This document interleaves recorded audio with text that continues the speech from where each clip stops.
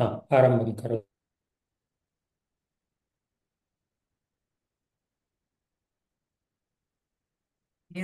सूर्यकोटिसमप्रभा निर्विघ्नं कुरु मे देव सर्वकार्येषु सर्वदा। सरस्वती नमस्तुभ्यं वरदे कामरूपिणि विद्यारम्भं करिष्यामि सिद्धिर्भवतु मे सदा। गुरुर्ब्रह्मा गुरुर्विष्णु गुरुर्देवो महेश्वरः गुरुर्साक्षात् परं ब्रह्म तस्मै श्रीगुरवे नमः। ॐ सहना भवतु सहनौ भुनक्तु सह वीर्यं करवावहै तेजस्विनावधीतमस्तु मा विद्विषावहै। ॐ शान्ति शान्ति शान्तिः। हरिः ॐ श्रीगुरुभ्यो नमः। हरिः ॐ। धन्यवादः महोदय। अद्य वयम् धन्यवादः। अन्तिमविषयस्य अध्ययनं कुर्मः। अलङ्कारः इति अवशिष्यते। वयं छन्दः इति पठितवन्तः, इति विषयं पठितवन्तः। अलङ्कारः इति पठितव्यम् अस्माभिः। अन्तिमः विषयः अस्ति। प्रायः कक्षात्रयम् आवश्यकम्। गुरुवासरे एव पाठयितुं प्रयत्नं करोमि। अस्तु। आम्, यदि वयं किमपि श्लोकं शृणुमः, नो चेत् गीतं गायामः, नो चेत् महाभारतस्य श्लोकपठनं कुर्मः, भगवद्गीतायाः श्लोकाध्ययनं कुर्मः, तदा किं भवति?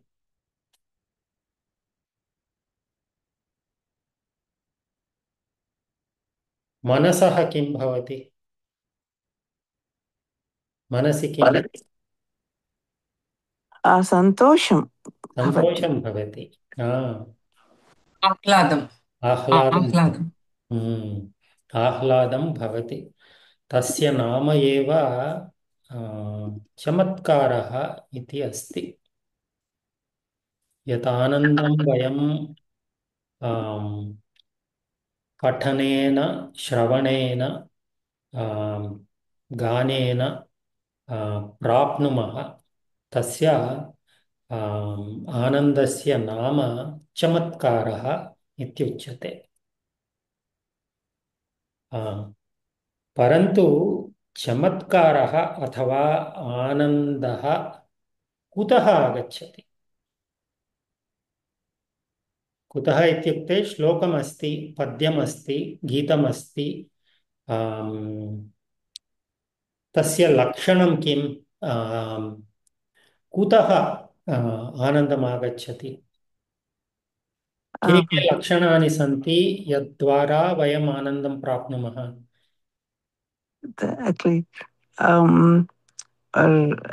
एकः स्थायी भावः इति अस्ति हाँ, इति हाँ, अस्माकं मनसि हाँ, अम्, भिन्नाः स्थायी भावाः सन्ति। हाँ, अम्, अम्, ते तेभ्यः uh, when you listen to the music, hmm, that combination, what hmm, is called a rasa hmm, utpannah, rasah utpannah. हाँ। स्थायी भावः इत्युक्ते किम्? um, it's the आधारः, emotional state. हाँ, सत्यम्। उत्तमम्। अस्तु। यदि वयं भगवद्गीताश्लोकं पठामः, तस्मिन् समये मनसः एकः परिस्थितिः भवति अष्टपदीं पदी इति पठामः चेत् तस्मिन् समये मनसः परिस्थितिः भिन्नः भवति किमपि किं वदामि अश्रुजनकगीतं शृणुमः चेत् तस्मिन् समये मनसः परिस्थितिः भिन्नः भवति किल यत् वयं पठामः तद्वारा अपि मनसः भिन्नः परिस्थितिः भवति यथा रुक्मिणीमहोदय दयया उक्तं भावः इत्यपि अस्ति अतः चमत्कारः कुतः आगच्छति इत्युक्ते प्रथमः रसः अस्ति वयं जानीमः कति रसाः सन्ति नवरसाः ते के शृङ्गारः हास्यं रौद्रं कारुण्यं बीभत्सं भयानकं वीरम् अद्भुतं शान्तः एतत् सर्वं ये सङ्गीतं जानन्ति नृत्यं जानन्ति नो चेत् श्लोकस्य अनुभवं कुर्वन्ति तेषां मनसि एतत् भावं सर्वम् आगच्छति तस्य नाम अस्ति रसः रसात् अपि चमत्कारः आगच्छति नवरसाः कुत्र तस्य निर्णयम् अस्ति इत्युक्ते नाट्यशास्त्रम् इति एकं प्रसिद्धं ग्रन्थमस्ति भरतमुनिना रचितमस्ति तस्मिन् प्रथम अष्टरसाः दीयन्ते शान्तरसं तदनन्तरं योजितमस्ति तदनन्तरं गुणः इत्यपि अस्ति दशगुणाः सन्ति अहमपि गुणस्य विषये सर्वं पठितुं मया समयः नासीत् अहं पठित्वा लेखिष्यामि अत्र भावः अस्ति यथा रुक्मिणीमहोदयया उक्तं स्थायी अस्ति सञ्चारी अस्ति सात्विका अस्ति तस्य अर्थः कः रुक्मिणी महोदय अयि भावः इत्युक्ते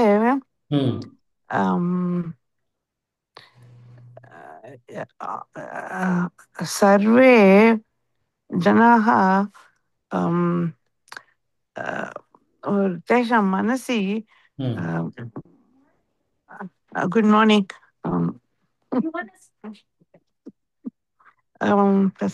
तेषां मनसि एकः I mean, we have, this is the basic state, like, I don't know how to explain that, but आङ्ग्लभाषायापि वदतु see, that is our basic emotional, like some people are happy, some people are, I mean, extroverts, introverts, some people are kind of moody, so that's a basic personality, nature. And then from that, I mean, we all have the seeds for all the rasas. But when you hear something, it's like synchronizes or it harmonizes. Like when you play, in the sitar you have multiple strings on the side, and they all resonate with that. When you're playing particular note on the main string, the other string automatically resonates. So like that, when you hear something, it makes the component in us resonate, and then it makes it more obviously present. Hmm. I तस्य don't नाम know. सञ्चारी अस्ति वा? That is Sanchari. Hmm. Sai is, and then Satvika, I don't know. Hmm. Satvika is probably where you don't respond हाँ, as, you know, you take everything with equanimity. Stable state Yeah. प्रायः। अस्तु। अन्तिमः एतदपि नाट्यशास्त्रे तस्य उल्लेखनमस्ति। अन्तिमविषयमस्ति अलङ्कारः। एतस्य विषयः एव अद्य वयं किञ्चित् ज्ञानं प्राप्तुं प्रयत्नं कुर्मः। So all this is just for extra knowledge. परीक्षार्थं न आवश्यकं. When I was doing some research, I found all this, so I thought I would share it. So alankaraha. So this also is a component of what gives chamatkaraha to whatever we read. अथवा आनन्दः. अलङ्कारः इत्युक्ते किम् इति इदानीं पश्यामः। सुधा महोदय, कृपया पठतु।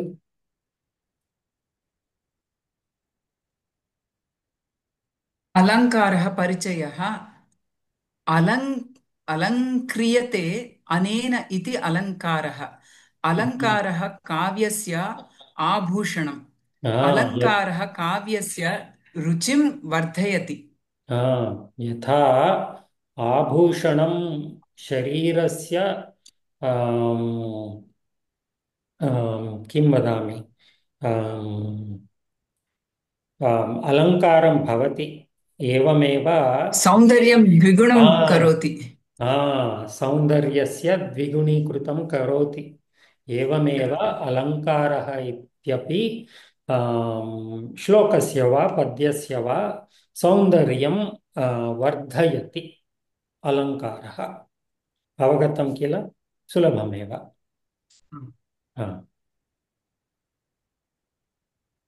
अलङ्कारः अलं कृ गै झै अल घै।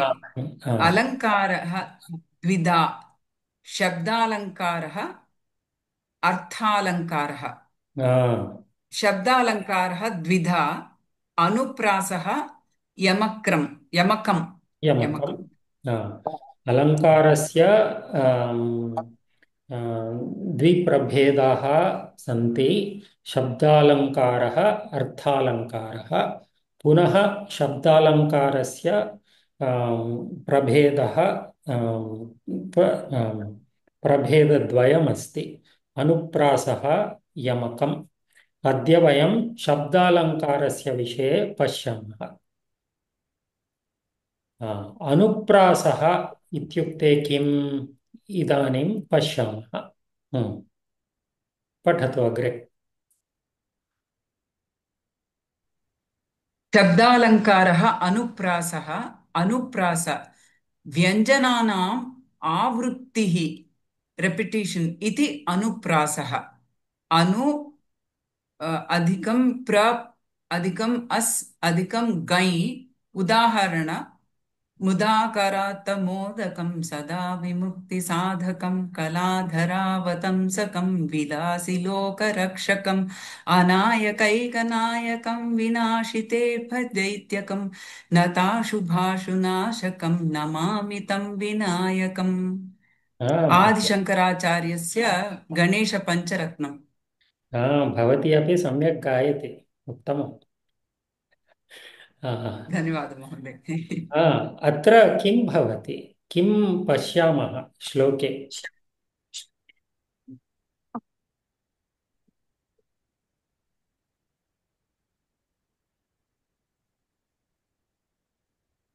किमपि यत्किमपि दृश्यते तत् वदतु। वर्णाः द्विवारं बहुवारं उच्यन्ते और वर्णस्य वा व्यञ्जनं व्यञ्जनं। व्यञ्जन। उदाहरणार्थं मुदाकरात् मोदकं सदा विमुक्तिदायकं। अत्र मू मो मु इति बहुवारम् आगच्छति. सो इट्स् दकारः अपि दकारः अपि एकक्षणं वन् बै वन् बै आगच्छति. सत्यं मुदाकरात् द पुनः दकारस्य आवृत्तिः अस्ति. अन्ते पादस्य अन्ते बहूनां पदानाम् अन्ते कम् इति अपि अस्ति. मोदकं साधकं वतंसकं रक्षकं नायकं दैत्यकं शुनाशकं विनायकम् एतत् सर्वं कं कं कम् इति अत्र दृश्यते. So there is a repetition of a व्यञ्जन.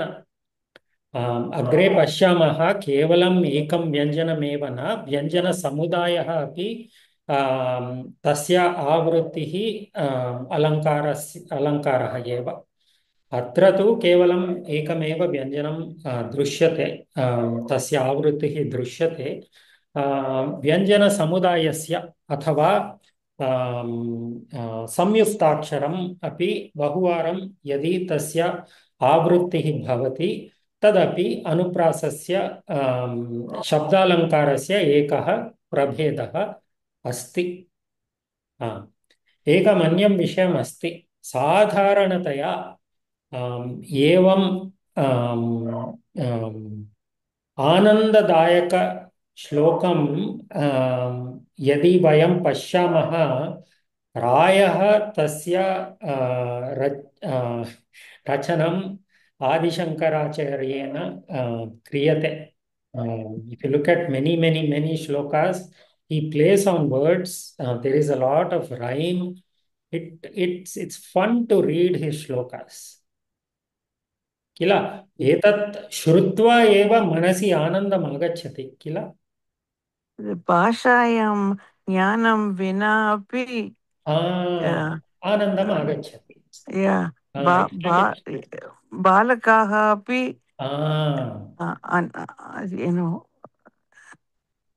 अनुभवन्ति rhyme. It's like a children's rhyme. And this is not just in Ganesha Pancharatnam, it's in many of his works. I'm not talking about Bhashyam and all those things, but the Sadharana Gitani Yani Tena Likhitam Santi भुजङ्गस्तोत्राणि अपि बहुत्र एवं आनन्ददायकं विषयाः बहूनि सन्ति, बहवः सन्ति. अग्रे पश्यामः. पुनः अनुप्रासः पठतु महोदय.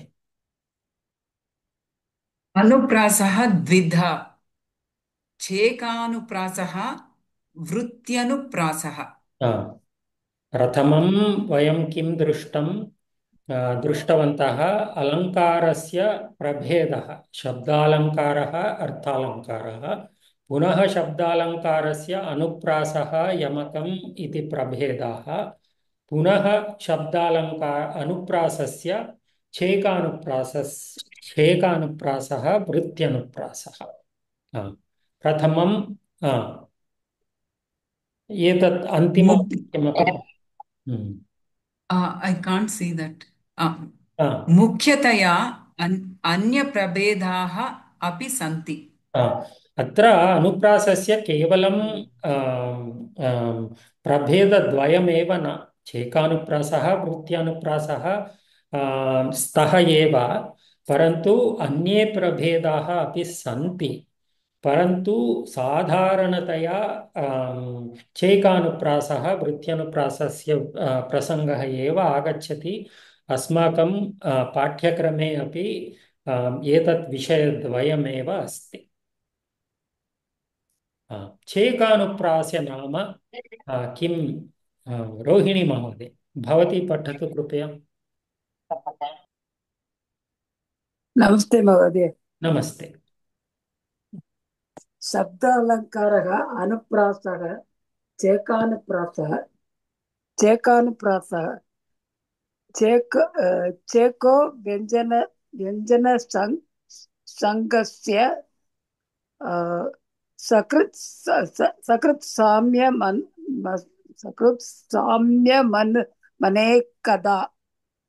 सकृत् साम्यमनेकदा सकृत् साम्यम् अनेकदा साम्यम् अनेकदा अत्र व्यञ्जनसङ्घः इत्युक्ते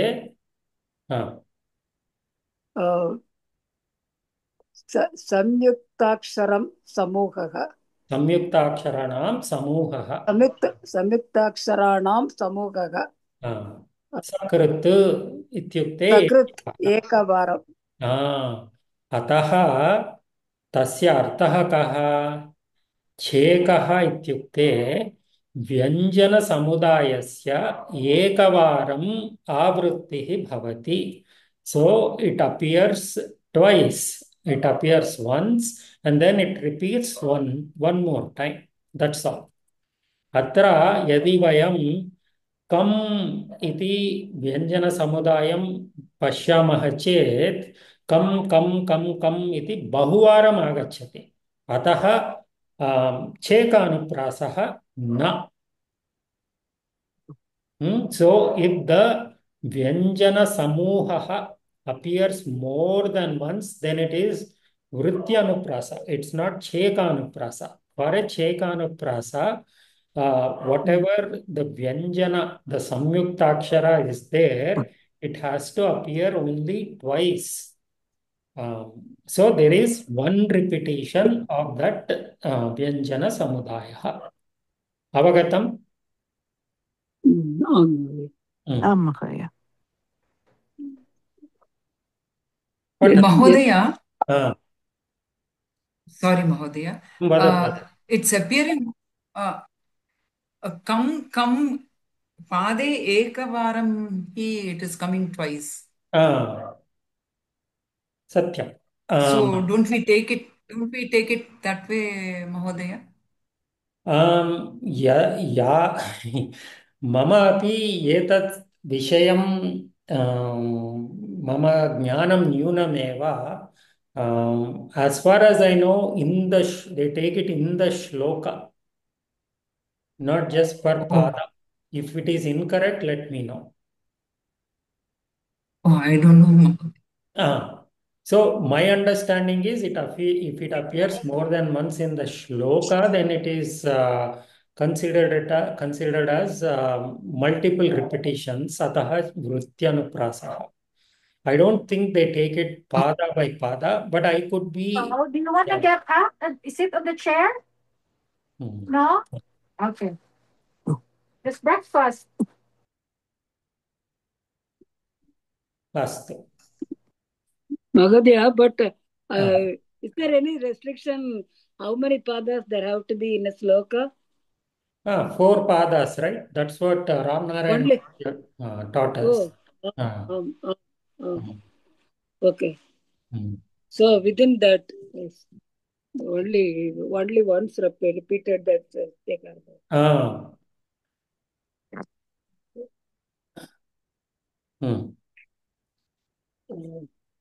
यत्र व्यञ्जनसमुदायस्य समानवर्णयोः समानक्रमेण एकवारम् आवृत्तिः दृश्यते सः चेकानुप्रासः. अर्थः कः? समानवर्णयोः. The same combination. The two वर्णयोः द्विवचने अस्ति. So the two aksharas samanakramena. In the same order. Same order. So if it is a samyuktakshara, if it is anta, so it has to come anta only, not the na. So it nakara, half nakara, takara has to appear twice in the same order. Nakara first, takara next. So Vyanjana samudayasya समानवर्णयोः समानक्रमेण एकवारम् आवृत्तिः दृश्यते इत्युक्ते किम्? आवृत्ति, that is repeated once. Repeated once. Ekanuprasava. Gamanika. Gamanika. आवृत्तिः एकवारं दृश्यते परन्तु व्यञ्जनसमुदायं द्विवारं दृश्यते. That's what repetition is once repeated. So total two. Yes. उदाहरणं पठतु. उदाहरणं समस्तलोकशङ्करं निरस्तदैत्यकुञ्चरं दरेदरोदरं मध्वरं वरे भवत्क्रमक्षरं कृपाकरं क्षमाकरं मुदाकरं यशस्करं मनस्करं नमस्कृतं नमस्करोमि भास्करम्. एतदपि गणेशपञ्चरत्नात् अस्ति. अत्र व्यञ्जनसमुदायं पश्यतु. सकारः, अर्धसकारः, तकारः पुनः एकवारम् आगच्छति. आहत्य द्विवारम् अस्ति. अत्रापि अर्धसकारः अनन्तरं तकारः अकारः. अत्रापि अर्धसकारः तकारः अकारः. So there are two varnas and they appear in the same order and they appear only twice. So that is why this is a Chekanuprasa. अत्र मनस्करं नमस्करोमि. अत्रापि एवमेव अस्ति. नमस्कृतां तस्य विषयः कः? किं कर्तव्यं तत्र? Is that also No, because it is krut here. अत्र सकारः ककारः अस्ति परन्तु अत्र तु सकारः ककारः रेफः. So this is not the same as this combination. So the combination has to be exactly the same. So this is not part of the same anuprasa. सुलभमेव किल? प्रश्नाः सन्ति वा?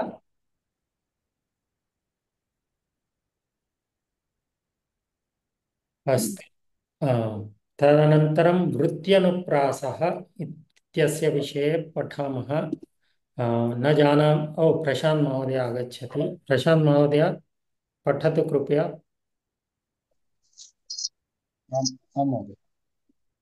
वृत्त्यनुप्रासः व्यञ्जनसमुदायस्य बहुवारम् आवृत्तिः.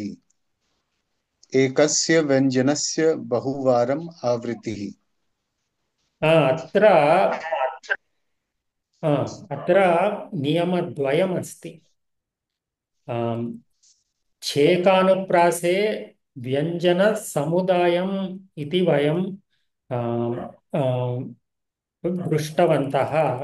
वृत्त्यनुप्रासे व्यञ्जनसमुदायम् अस्ति. तस्य एकवारं न बहुवारम् आवृत्तिः अस्ति. नो चेत् एकस्य व्यञ्जनस्य अपि बहुवारं यदि आवृत्तिः भवति तदपि वृत्त्यनुप्रासः इति उच्यते. So there are two conditions here. It's not just the Vyanjana Samudaya, it's also one Vyanjana appearing many times. That is also considered Vruttyanuprasa. उदाहरण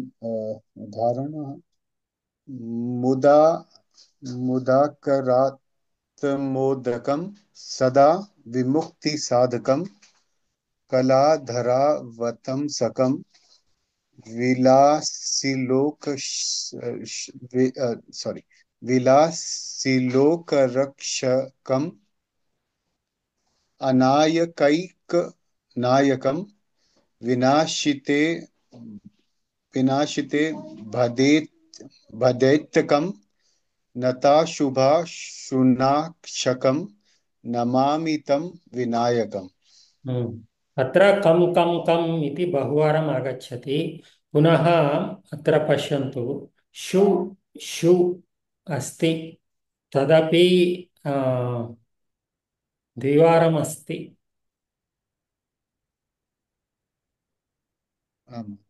Is this Chekanuprasa? This is Chekanuprasa. Whereas kam is Vrityanuprasa.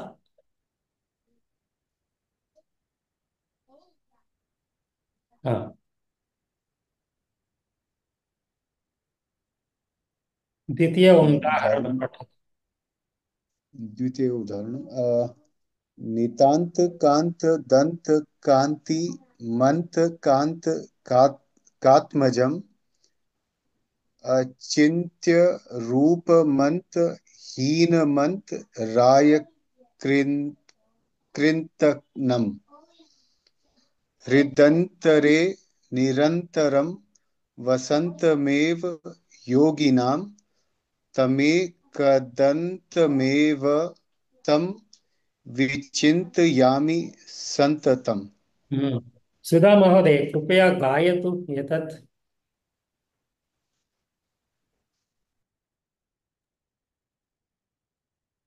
नीतान्तकान्तदन्तकान्तिमन्तकान्तकात्मजम् अचिन्त्यरूपमन्तहीनमन्तराय कृन्तनं हृदन्तरे निरन्तरं वसन्तमेव योगिनां तमेकदन्तमेव तं विचिन्तयामि सन्ततम्।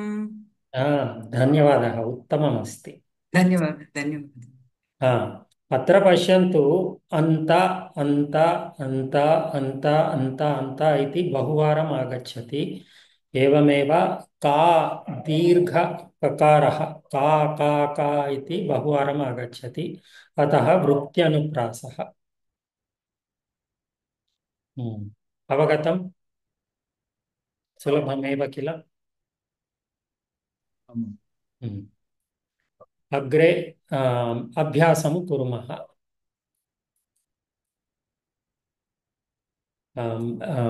रुक्मिणी महोदय, भवती वक्तुं शक्नोति वा इदानीं? प्रायः न। रोहिणी महोदय, भवती अहं करोमि। करोतु। ओके। चिन्तयामि चिन्तयामि हरिमेव सन्ततम् मन्द मन्द हसिताननाम्बुजं नन्दगोपतनयं परात्परं नारदादि मुनिवृन्दवन्दितम्। So chintayami harimeva santatam. So in the chinta santa, it is a it's ekavaram dvivaram drishyate. So tatah it is chekanuprasa. Then manda hasitananambujam. Manda tadapi chekanuprasa. And then Nanda Gopatanayam Paratparam. Tatra, that is see, all the padas have to be considered. Then it will be Manda Nanda Muni Banditam Tataha Tasmat Karanat Vrityanuprasa. And then Paratparam Naradaji Muni Vrindavanditam. So Vrindavanditam Manda Nanda, that's also, that is Vrityanuprasa eva. अत्र वृन्द एतत् न्द अस्ति, सम्यक् एव। एतत् वन्दितम्। वन्दितं दि इकारः भवति। न स्वीकर्तव्यम्। अस्तु, या। तत्र अर्थः अपि धीयते सत्यं सरलपदानि एव. So, मुकुन्दमालास्तोत्रं सरलमेव अस्ति. छेकानुप्रासः अत्र अस्ति.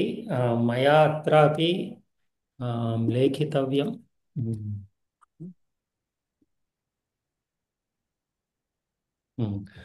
वन्दितम् अत्र तु न.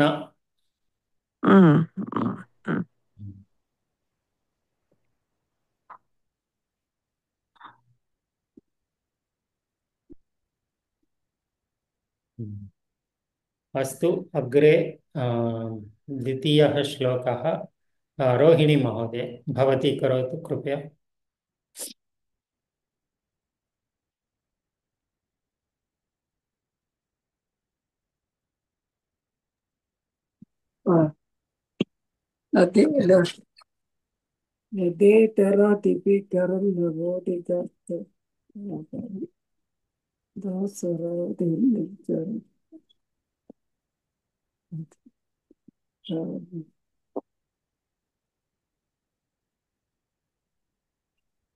प्रथमं पठतु, तद्वारा एव आगच्छति.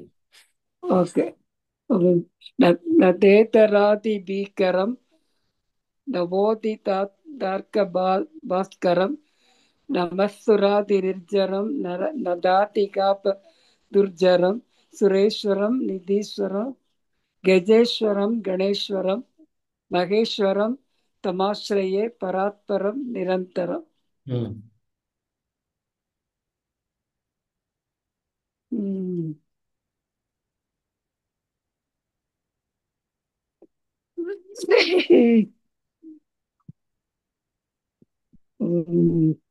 That is Vriddhaniprasah. यथा अत्र वयं दृष्टः, it can have both. So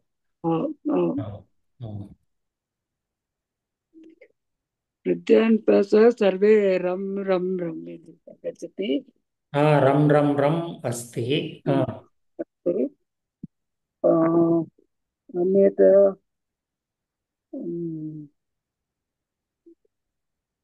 सुरेश्वरं निरीश्वरं. No, that's also Vriddhaniprasah. That comes three. That comes four times. Shwaram, Shwaram, Shwaram. There's so many times. That also Vriddhaniprasah. Etara Tipika Madhutitarthaswaram.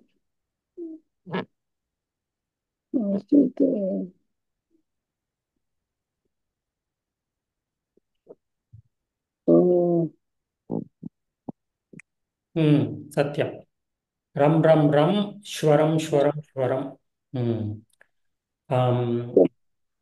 We can also शेकानुप्रासः नास्ति. प्रायः नास्ति.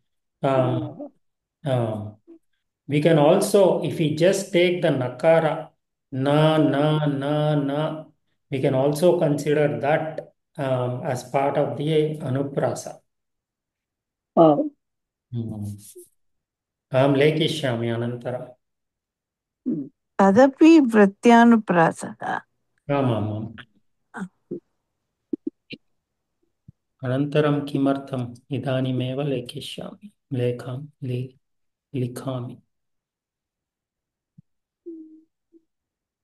महोदय, this classification, this holds good for the slokas.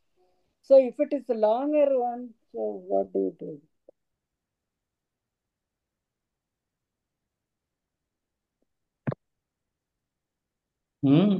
प्रश्नः न श्रूयते महोदय. कृपया पुनः पृच्छतु. We discussed that Vriddhaniprasah, Chekanprasah, they hold good for the slokas, which they have four padas only. So if it is a longer one, whatever other than the slokas, I haven't seen that. The longer text. If it has more than 4 padas, you are saying? Yes. Yeah. प्रायः तत्र अपि it probably applies there also. So what is the delimiter to consider? It is not for the entire pustakam. That is possible. Is it per chapter? Is it per? No, prayaga for one padam. We don't know. I will find out. That's a good question that Sudha Mahodaya had also asked. I will find out. Is it per pada or is it per shloka? I'm not 100% sure. But the concept still applies. So the same concept, if you only have to take per pada, then na will become chekanuprasa. And then chekanuprasa here also. And then here we'll have shwaram, shwaram, shwaram, vrutyanuprasa. And then just the ram and ram, this will become chekanuprasa for this pada. I will find out. Astu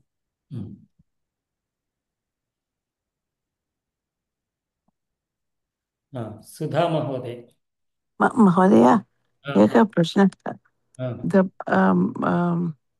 Yeah, tatra, see the ram, it's shwaram iti padasya, it's a shabdasya angaha eva. So can you take it for two different examples? Na avagatam. Now, see, shwaram. ram iti shwaram iti padasya angaha eva. Amam. So, I don't. Can you take it as two different examples, or it's just one? So this is shwa and then ram. They are different, right? Oh, okay. Different aksharas. So Okay. here we Shwa can. api, yeah. Here we'll take ram and we'll also take shwaram. Okay. Sudha Mahodaya.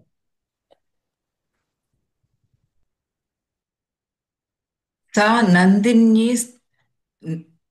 Nandini स्तन्यं मनिन्दितात्मा सद्वत्सलो वत्सहुतावशेषं पपौ वसिष्ठेन कृताभ्यनुग्नः शुभ्रं यशो मूर्तिमिवातितृष्णः. स्मरति वा श्लोकः? श्लोकं स्मरति वा? आं महोदय. अर्थः कः? I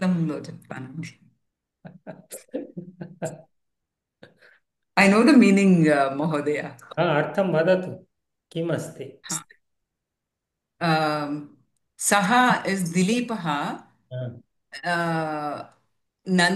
नन्दिन्याः वत्सः after drinking milk, the avashesham is taken by Dileepaha. Vasishtena Krutabhyanugnaha. With Vasishta's Anumati, he has taken that milk, and the milk is so pure that it is the personification of fame itself.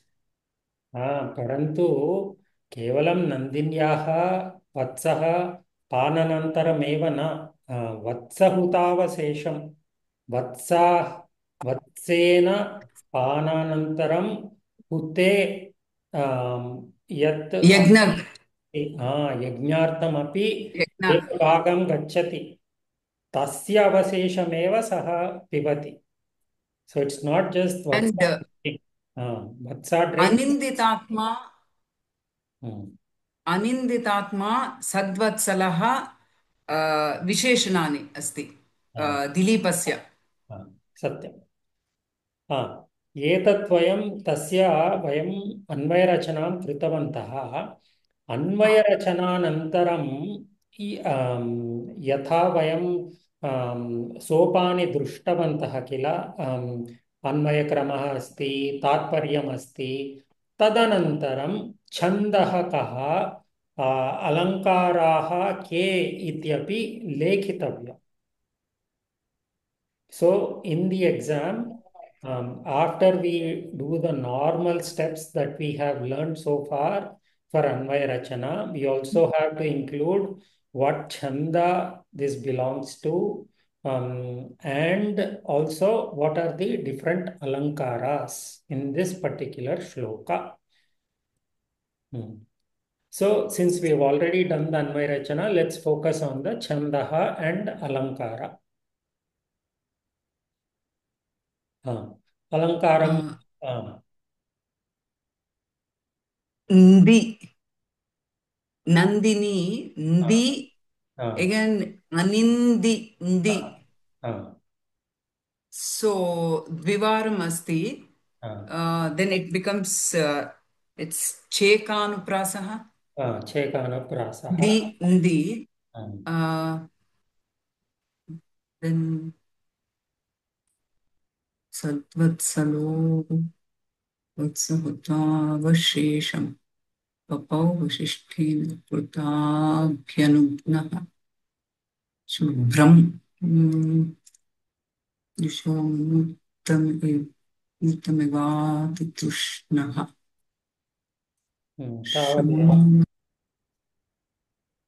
Only two I can see, Mahodaya. Titatma Sadvatsa. Tsa. Mahodaya. Vatsa or tsa.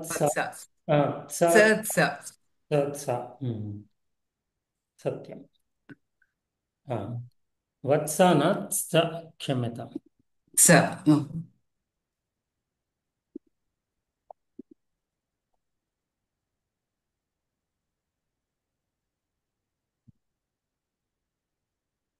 सत्यम्. इन्दी स छेकानुप्रास द्वे अपि द्विवारमेव दृश्यते. वयं दृष्टवन्तः तस्य छन्दः उपजातिः अस्ति इति. प्रथमपादे उपेन्द्रवज्रः, द्वितीयपादे इन्द्रवज्रः, पुनः तृतीयपादे उपेन्द्रवज्रः, चतुर्थपादे इन्द्रवज्रः. यदा उपेन्द्रवज्रः इन्द्रवज्रः आल्टर्नेट् रूपेण आगच्छति, तस्य उपजातिः इति नाम अस्ति. So I think all of the Raghuvamsha shlokas that we studied, they all fall under Upajati.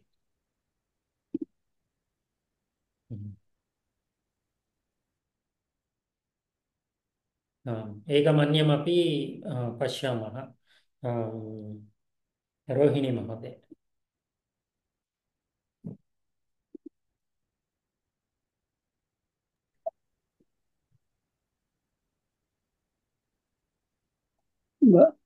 मरुत् प्रयुक्ता च मरुत्सकापं तमश्चर्यमारा तभिवर्तमानम् अवाक्यरिन् बाललता प्रसूनै आचारलाजैरिव पौरकन्याः. अर्थं स्मरति वा?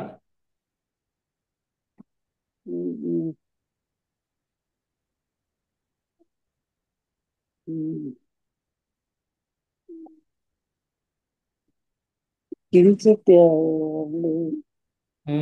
यावत् स्मरति तद्वदतु.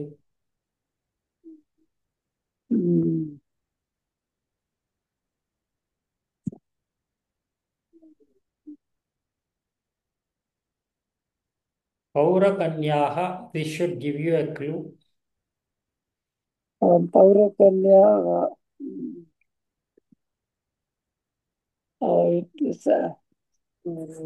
it was as if the Paurakanya, they were welcoming with the wind blowing I couldn't explain it in Sanskrit. No, just sorry. चिन्ता नास्ति आङ्ग्लभाषया वदतु.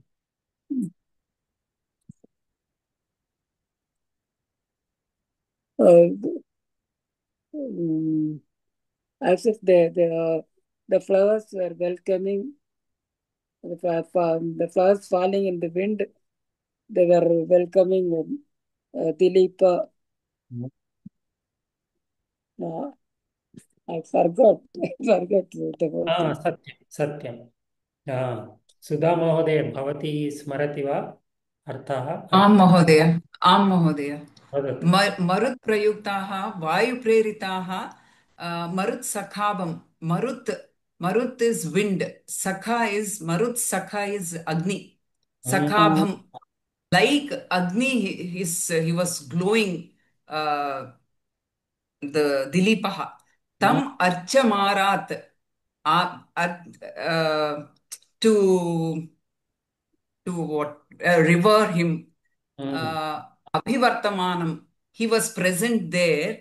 Avakiran balalataha, avakiran varshanti, avakaran balalataha prasunaihi, flowers, pushpaihi, acharalajaihi iva paurakanyaha. Paurakanyaha, just as paurakanyaha, they that I don't understand. Acharalajaihi is it what they call atkulu in Telugu? With No. that, they throw on him in the Nagaram when he's passing on the Satyam. Rajamarge Gachati. It's puffed rice iti Rukmini Mahodaya Uttam. It looks like that is Puri. Puri. We call it puri. Puri, yes. In Borugula Tamil, andi. No, Puri, see, actually, it's not rice. The rice paddy, if you, it's like popcorn. Right.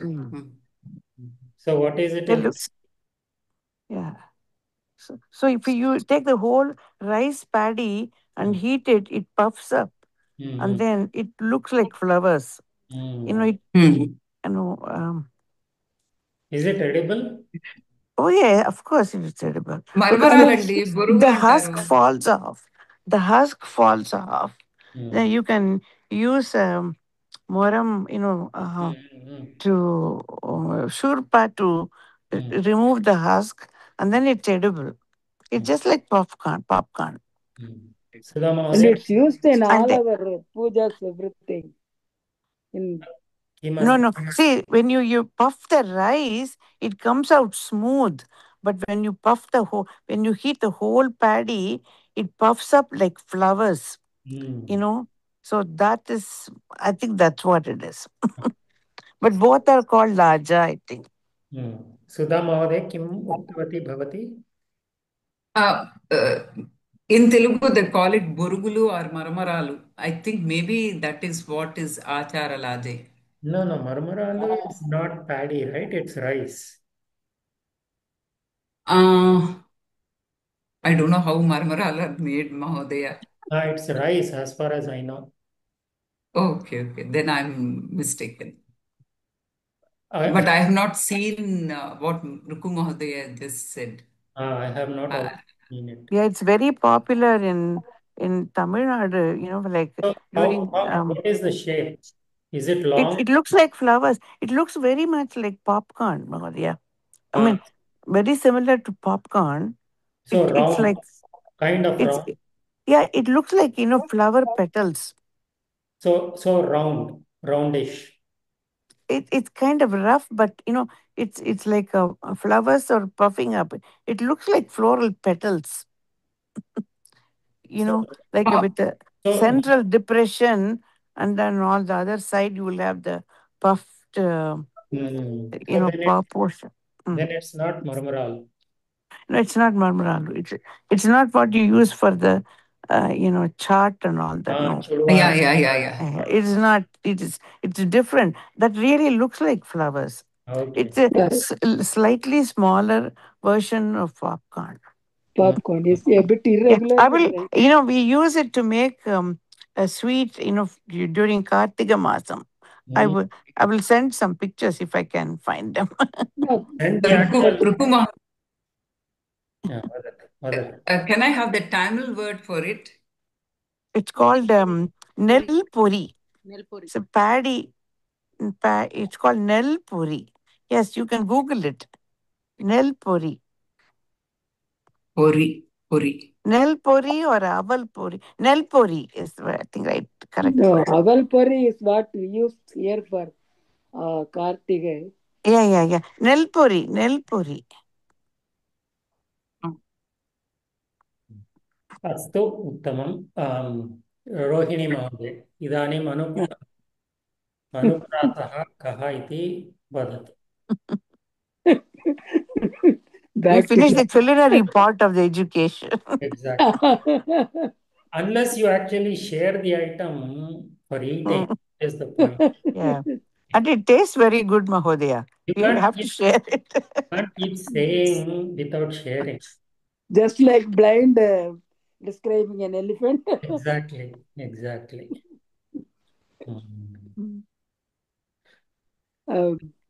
आपणे मिलति वा?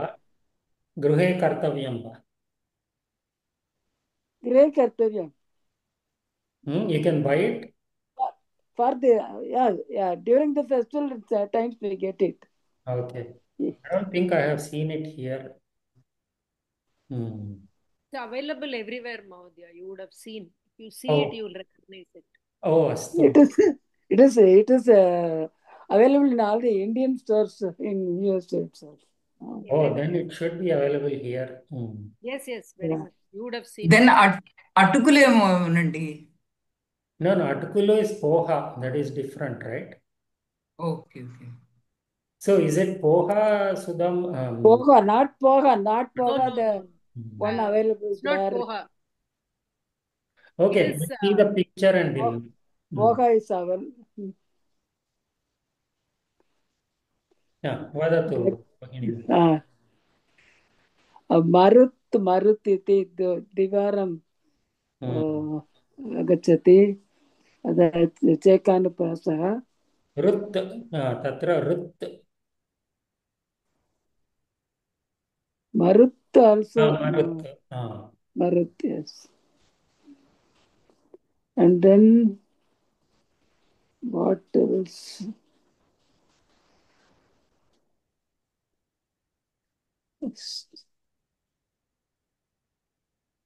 प्रायः तावदेव.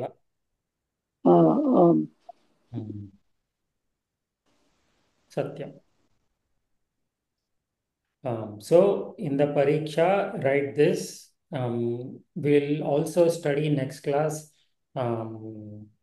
Arthalankara. So there will be Arthalankara also.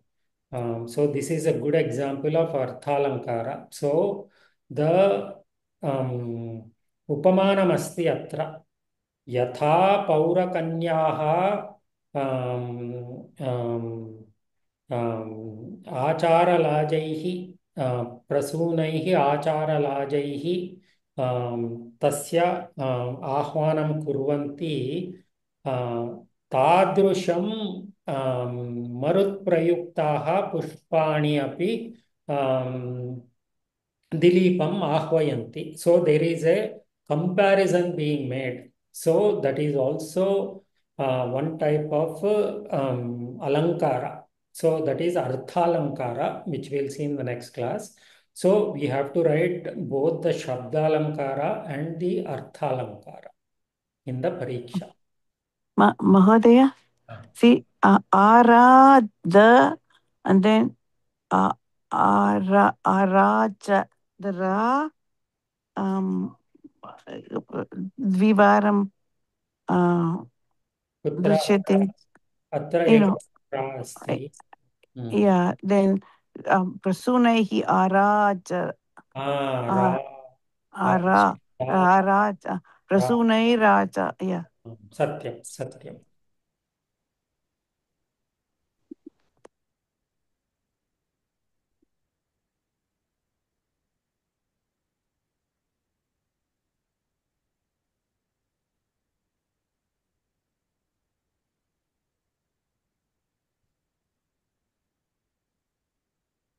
So that will also be Chekanuprasa. if it is allowed to be across padas. So that I will confirm in the next class. अस्तु शब्दालङ्कारस्य द्वितीयप्रभेदः अस्ति यमकम्। राजश्री महोदय, भवती वक्तुं शक्नोति वा? नो चेत् चिन्ता नास्ति। आं महोदय, वक्तुं शक्नोमि।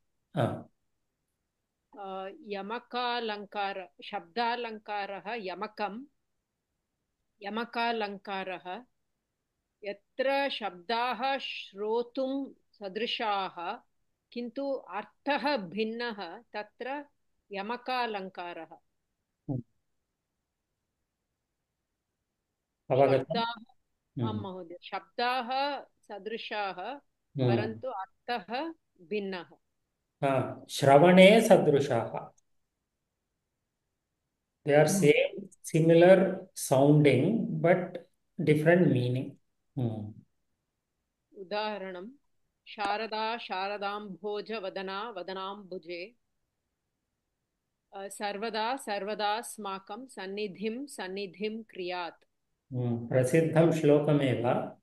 आम् महोदय, एकः प्रश्नः तत्र श्रोतुं सदृशाः अथवा श्रोतुं समानाः? In the sense, if you look here, it is sarvada bhinnam padam, parantu atra sarvadasmakam. So it is part of the bigger pada. Of course, atra sandhi asti. Sandhi. Wait, let me finish now. Atra samasam asti. So Sharada punaha Sharada. So here it is not sandhi, but it is part of a samasta padam. Here vadana is also part of the samasta padam. So sadrushaha. So it sounds similar in the sense the Sharada is repeated in a different pada, but in the second pada it is not an independent pada by itself. So that's what it means. Okay. Atra, so what are the different padas that sound similar in this shloka? Sharada, Sharadamboja Vadana. So Sharada, Sharada. And then Amboja Vadana, Vadanambuje. So Vadana, Vadana. And then Sarvada, Sarvadasmakam. Sarvada, Sarvada. Sannidhim, Sannidhim Kriyat. So Sannidhim appears twice. Artham janati varo Rajashri Mahoday?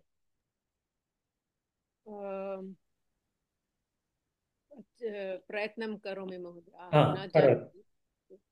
Sharada Sharada अम्बुजवदना वदना अम्बुजे, यस्य वदनम् अम्बुजम् इव वदनं कीदृशम् अम्बुजम्? शारदाम्बुज, शारदा वर्ण। अत्र शारदवर्णन शरद ऋतोः अम्बुजं यत् अस्ति तत् सो शरत्काले सो शरदः इदं शारदम्. So we studied one Tadhita, remember? Sharadasya ayam or idam or iyam Sharada iti. What type of Tadhita is that? Sharadasya ayam bhavartaka. Bhavartaka. No. Sambandhartaka. Sambandhartaka. So atra शरद ऋतोः इत्यर्थे अस्ति. सो शरद ऋतोः अयं शारदः. शारद अम्बुज. सो शरत्काले यः अम्बुजम् आगच्छति तस्य उल्लेखनम् अस्ति अत्र. So Sharadamboja means the lotus that blooms in the Sharat Kala. So why Sharat Kala? Because in Sharat Kala there are no clouds, so the moonlight and the sunlight fall quite a bit on the Padmam. So Saha Tat Sampurna Ritya Vikasati.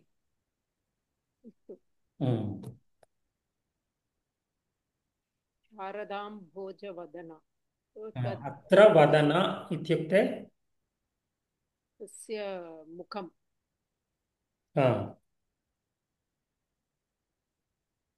तस्य मुखं शरत् ऋतोः अम्बुजम् इव अस्ति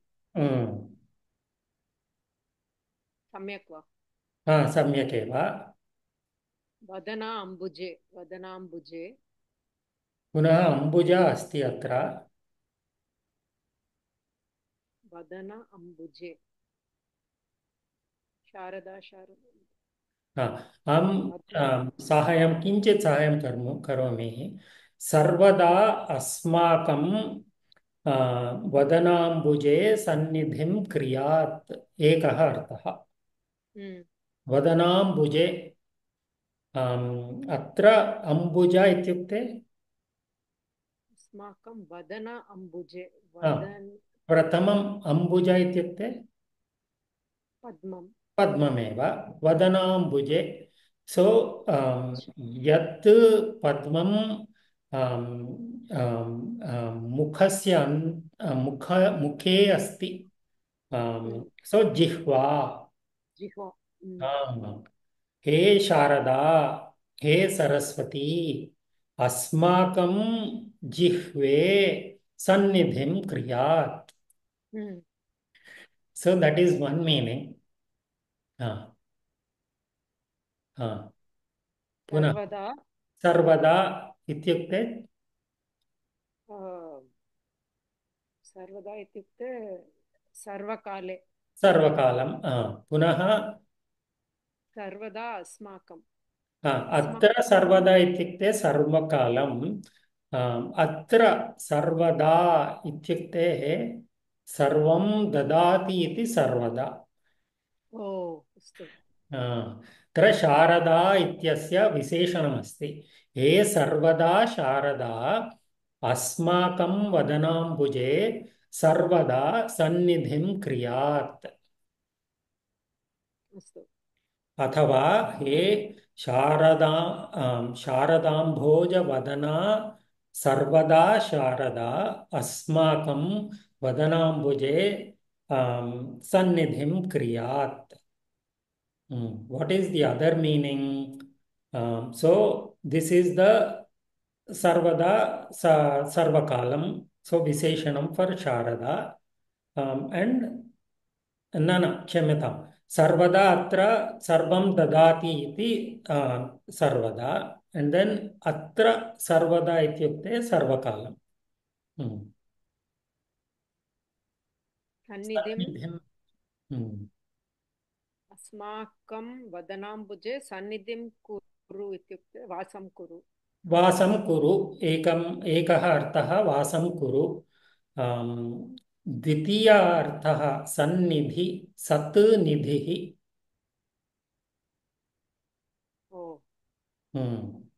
सत्निधि सन्निधि अम्बुजे सत्निधि क्रियात् इत्युक्ते सत्निधि इत्युक्ते वाणीः भवेत् इति वाणी सम्यक् भवेत् उत्तमम् शारदा सरस्वती देवी एकः अर्थः शारदाम्भोजवदन शरत्कालस्य इदं शारदम् इति तद्धितप्रत्ययः अर्थः अस्ति शरत्कालपद्मस्य सौन्दर्यमिव यस्याः मुखमस्ति सो वदनाम्बुजे मुखमेव अम्बुजं सर्वदा सर्वं ददाति अन्यः अर्थः सदा नित्यम् एकः अर्थः अस्ति सर्वकालम् अस्माकं जिह्वायाः उपरि निवासं करोतु द्वितीय अर्थः आगच्छति सर्वदा वयं सम्यक् एव अस्माकं वाणी भवेत् इति वरं ददातु इति अर्थः अवगतं वा?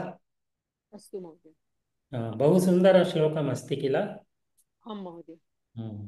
So, because again, this creates that sense of anandaha, chamatkaraha. This is also part of one of the alankara. It's called yamakam. So, yatra shabdaha shabdaha sadrusham santi parantu arthaha bhinnaha.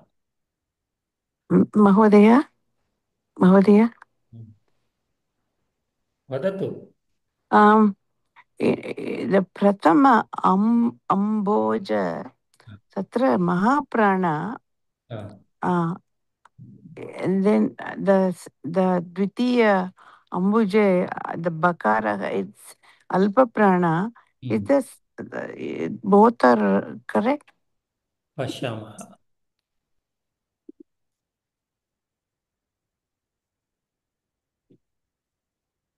Ambho, yeah. Ambhas. Born from Ambhu, water. Yeah. Parantu Ambhu ityapि So the Rupa Dvayam asti. रूपद्वयम् अस्ति. Okay. कमलस्य बहूनि पर्यायपदानि सन्ति. बहूनि. No, but the Ambu Tatra अर्थः समानमेव. अम्भति जायते अम्भोजम्. Yeah. So one which is born out of water.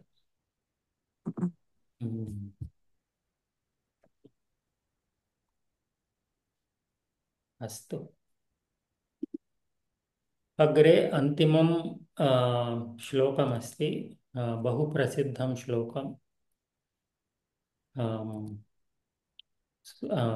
Rukmini महोदय प्रयत्नं करोतु.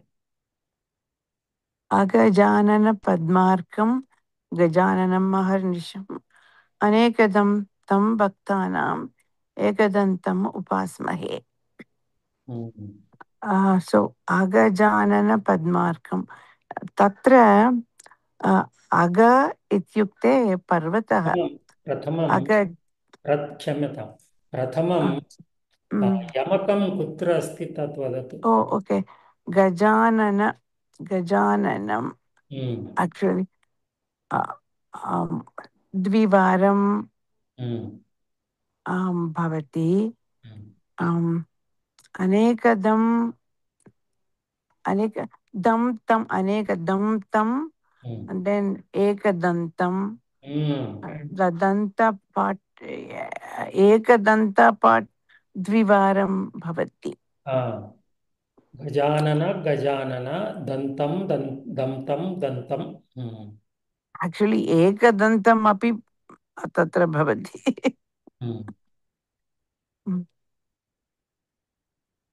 इदानीं वदतु.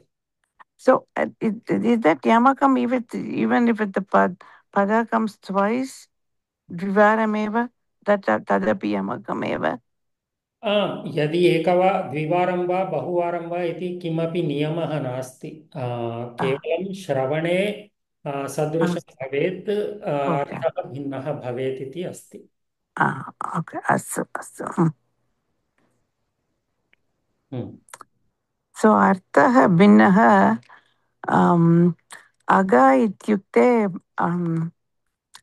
पर्वतः. अगजा इस् पार्वती. किमर्थम् अगात् जायते. अगात् जायते इति अगजा. अगजा अगजायाः आननम् अगजाननम् अगजाननं पद्ममिव अस्ति. So and then so अगजानन पद्मायाः अर्कः तं. So यः पार्वत्याः मुखपद्मस्य सूर्यः. So इत्युक्ते किम्? तस्याः पुत्रः यः गजाननः। पुत्रः एव। मुखकमलस्य सूर्यः इत्युक्ते सूर्यः कमलं विकसति।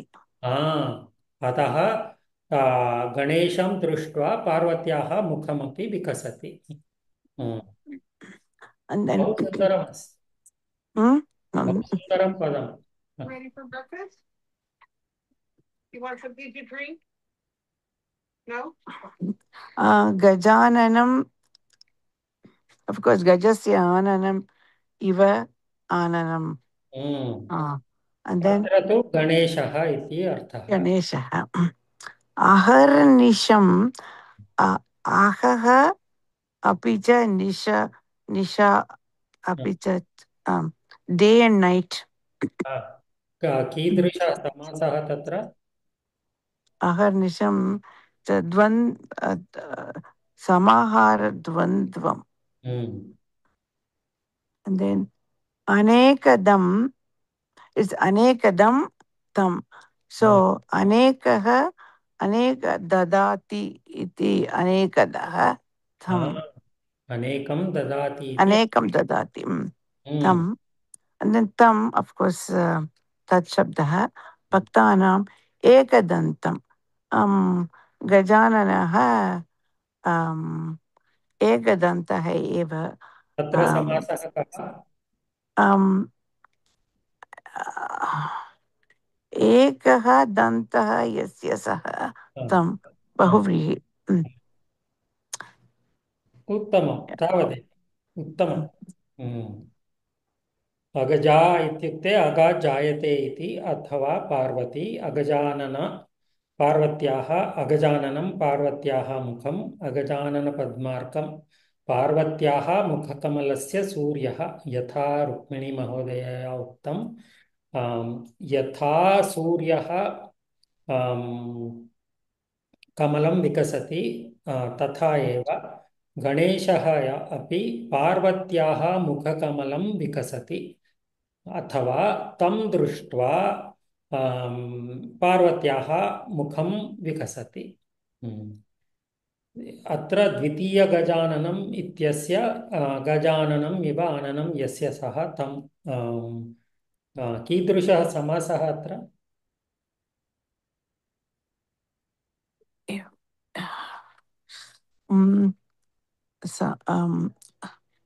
संभावना। No, no, not संभावना. I know.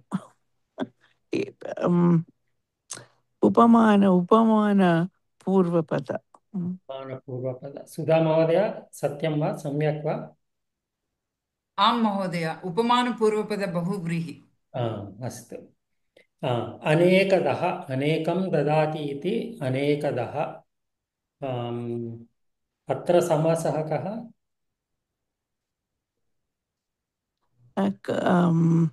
गति।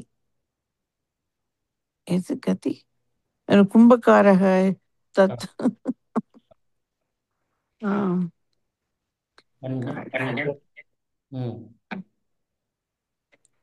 अन्य कोऽपि वदति वा?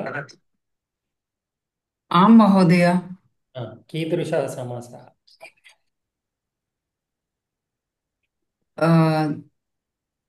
गति। गति वा?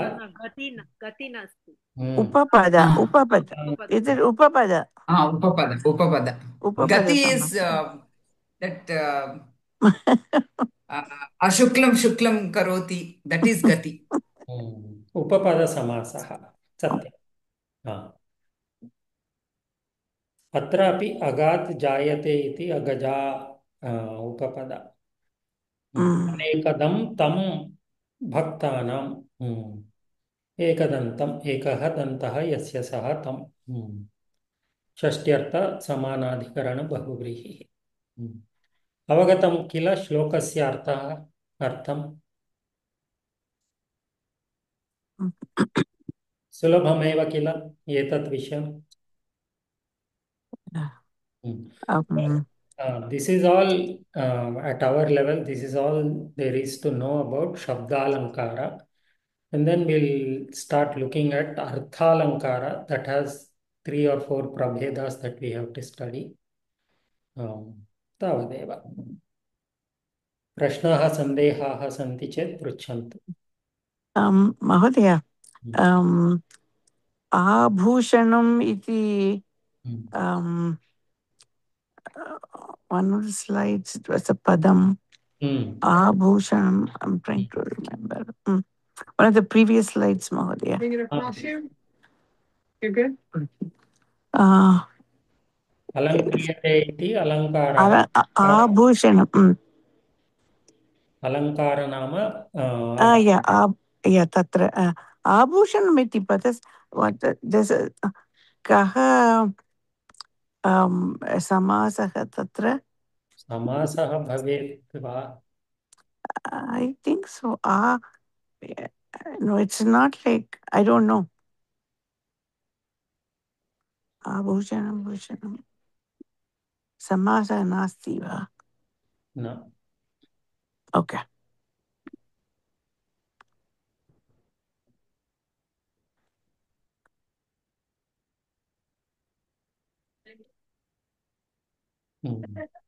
अस्तु, अन्ये प्रश्नाः सन्ति वा, सन्देहाः सन्ति वा? नो चेत् समापयामः. सुधा महोदय, कृपया मङ्गलश्लोकं करोतु.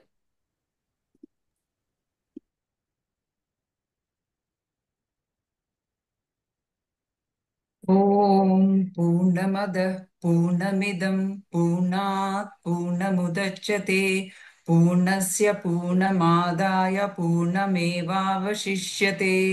ॐ शान्ति शान्ति शान्तिः.